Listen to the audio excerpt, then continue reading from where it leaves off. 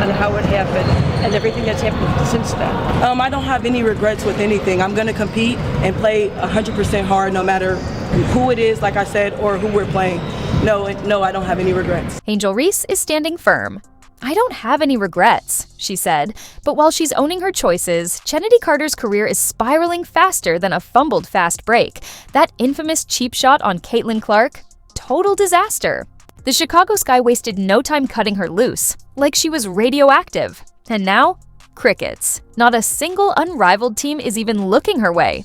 No offers, no second chances. She's stuck on the sidelines like an outdated clearance item nobody wants to buy. Brutal. Let's break it all down. This comment said, we can't still be doing this every year. Chennedy Carter is the reason WNBA won't take a risk on her. This is like back. In early 2024, Chennedy Carter finally went viral. But not for a show-stopping play, a clutch three-pointer, or a game-winning moment. Nope. She made headlines for all the wrong reasons, delivering a blatant cheap shot on Caitlin Clark. No warning. No reason, just an unnecessary shove that had the entire basketball world talking. And the fallout? Yeah, it was brutal. Social media exploded with outrage, calling her move dirty and unsportsmanlike. Commentators ripped into her, questioning her maturity and professionalism. Even WNBA legends chimed in, saying there's a difference between playing tough and playing reckless. And Carter had crossed the line, but instead of owning up to it, she stayed silent.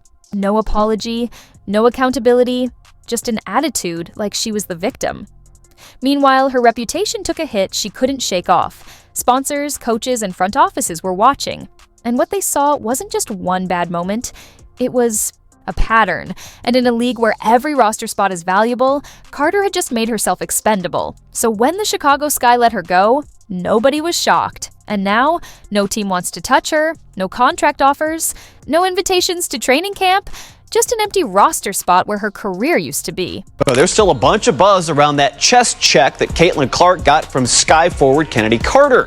It was ruled a flagrant 1 foul after the game by the league. Bottom line, Indiana got a 1-point win. That shove, the defining moment of Chennedy Carter's career. And honestly, that's just embarrassing. Imagine your biggest highlight isn't a clutch shot, a game-winning play, or even elite leadership, but a cheap shot on the league's biggest star. Not for talent, not for impact, just for an attitude problem. And now, Carter is officially jobless. The Chicago Sky took one look at the situation and said, yeah, we're good, cutting ties like a bad playlist skip. No team picked her up. No second chances. She's out of the league. But the words that came out of her mouth right before what happened kind of made this a little uncalled for. I mean, a little is understated, but it ended up being upgraded to a flagrant 1 foul. And that was not the end of the antics for Chennedy Carter for the season. Next voice, next voice. So let's get this straight. You got cut from the Atlanta Dream, got a fresh start with the Chicago Sky, and still found a way to drop the ball. At some point, you have to stop blaming the league, the coaches, or the media, and take a hard look in the mirror. This isn't about one bad game or one heated moment. This is a pattern. From locker room tension in Atlanta to on-court antics in Chicago, every team that gave you a chance eventually decided you weren't worth the headache. And let's be real, teams don't just cut talented players for fun, they're in the business of winning. And if your presence hurts more than it helps, you become expendable.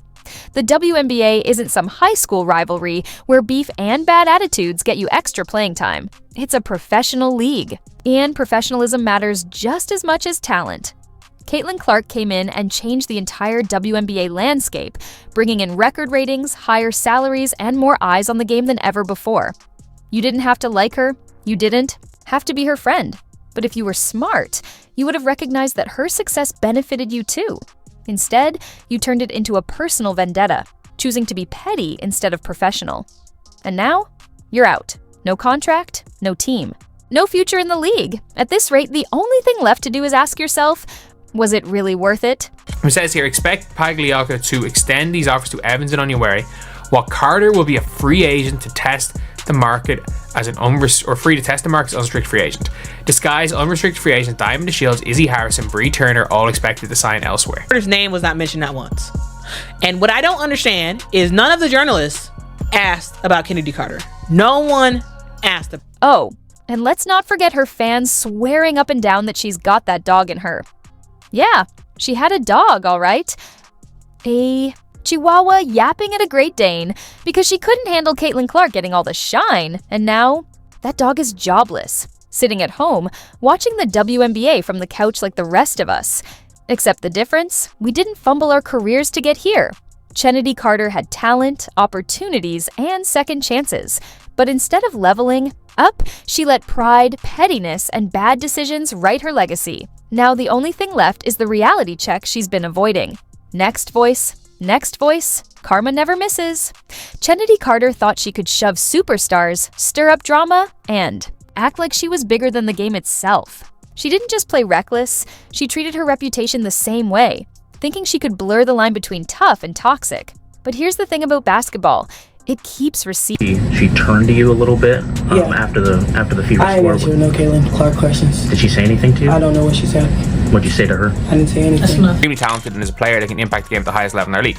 We absolutely appreciate all she did for our team last year. However, we made changes to our staff and we'll be making changes to our roster. Those changes impact Kennedy's fit on the team, so we want to give her the best opportunity as a free agent. Let's be honest. Was this ever going to end any other way? Chennedy Carter's downfall wasn't sudden. It was a slow-motion train wreck years in the making. She burned bridges in Atlanta, barely made an impact in Chicago, and then delivered the final blow with that viral cheap shot on Caitlin Clark. That wasn't just a bad look, it was proof of a pattern. A player known more for controversy than contribution. And here's the reality. Coaches don't want that. Teammates don't need that. Front offices definitely won't tolerate that. In a league where every roster spot is gold, teams aren't handing out contracts to players who can pull off a flashy dribble but can't deliver where it counts. They want professionals, competitors, leaders. So what's next? Overseas? Maybe, if a team is willing to gamble on the baggage. But with the way she carries herself, don't be surprised if that bag gets fumbled too. Maybe she pivots to TikTok. Maybe she launches a podcast about being misunderstood. Or maybe, just maybe, she finally takes a hard look in the mirror. Because her biggest opponent was never Caitlin Clark. It wasn't the media, it wasn't the WNBA, it was herself. Not to mention, this isn't the first team that she has been released from for attitude reasons. And at this point, it's looking like Chennedy Carter can be more of a problem in the locker room than an asset of it all, dog. Because we all remember this right here, bruh. This is the moment. I'm telling you, Chennedy Carter's future was done. Chennedy Carter really thought she was the main character, basking in Caitlin Clark's spotlight like a moth to a flame. She cashed in on the hype all season, reaped the benefits of packed arenas and record-breaking ratings, but when it came time to acknowledge why the WNBA was booming, silence. Let's be real. Caitlin Clark's arrival changed the game. More eyes on the league, bigger crowds, higher salaries across the board, including Carter's. She didn't have to be a fan, but she should have at least recognized that Clark's success was lifting everyone. Instead of embracing that, she chose pettiness over professionalism. She disrespected Caitlin at every turn, refused to give credit where it was due, and dodged every opportunity to take accountability. And now, that spotlight she tried so hard to hijack, gone. Here you go, the Caitlin Clark. She is bringing all this revenue into the league. And then what's this? Petty jealousy. People smashing her, with these hard fouls. People on the bench. Angel Reese jumps up cheering. Like, can you imagine? LeBron James jumped up. It is like so classless and like, shut up and play basketball and appreciate someone who's helping you and all your co-workers make lots more money. Oh, but here's the plot twist. Fast forward to today, and no team is calling. She went from suiting up in the WNBA to scrolling job boards, from breaking ankles on the court to breaking the refresh button on LinkedIn. At this point, she's probably typing former WNBA guard, seeking opportunities, and hoping someone cares. But here's the hard truth. The WNBA is a business. Teams aren't interested in attitude problems, unnecessary drama, or players who bring more headlines than highlights. If you're not winning games, selling jerseys, or putting fans in seats, you're just dead weight. So what did Chennedy really bring? A whole lot of controversy and not much else. And now? No team. No contract. No future in the league. Just an empty inbox. Teammates to the games, even just when we were trying to make the playoffs. It was a hard fight. Y'all know I went down. I had a foot injury, which cost a lot of games at the end of the season. We ended up losing to Washington. I didn't play. We lost to Indiana. I didn't play that game. I missed a couple of games to where, maybe if we had our whole lineup, we could have had a better outcome. But like, as far as like that, there's a lot of just narratives being spent. And from my standpoint, I had a great time, and this was one of the best seasons that I ever had in my career. And I'm not going to allow anybody to downplay it like it went bad, because it didn't go bad. It was the best season that I've had in my life, shooting wise, playing wise, living wise. Like, it was a great experience for me personally. And let's not forget, the same Caitlin Clark that Chennedy refused to acknowledge is the reason WNBA contracts got bigger this year. Let's call it what it is. Chennedy was cashing checks with Caitlin's name practically stamped on them. The record-breaking sponsorships, the sold-out arenas, the massive TV deals, all fueled by Clark's arrival. She didn't have to like it, but she couldn't deny it. Every packed stadium, every viral moment, every major boost in league revenue traced right back to Caitlin. The WNBA didn't suddenly explode by chance. It wasn't some random surge in popularity. It was one name, one player, one undeniable impact. And yet, instead of respect, Chennedy chose resentment. Instead of recognizing the bigger picture, she shrank into pettiness. She didn't just ignore the wave, she fought against it.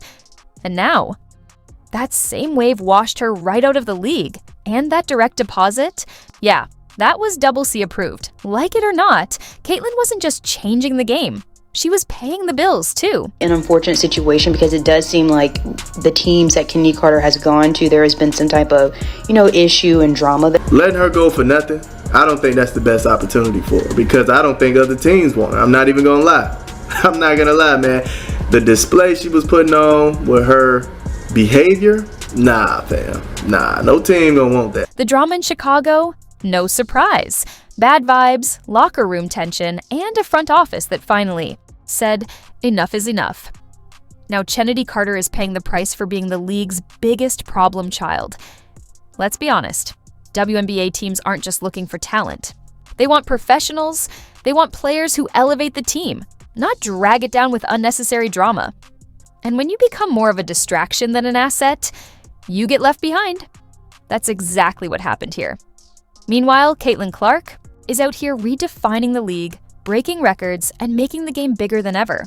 Teams want winners. They want leaders. They want players who make headlines for their game, not for stirring up beef like it's a full-time job. And let's not pretend this was a one-time mistake. This isn't Chennedy's first issue. This isn't just bad optics from one bad moment. Remember, when she got suspended in Atlanta, that wasn't a coincidence. That was a pattern. Different team, same problem. At some point, you have to stop blaming bad luck. It's not the coaches. It's not the front offices. It's not the league.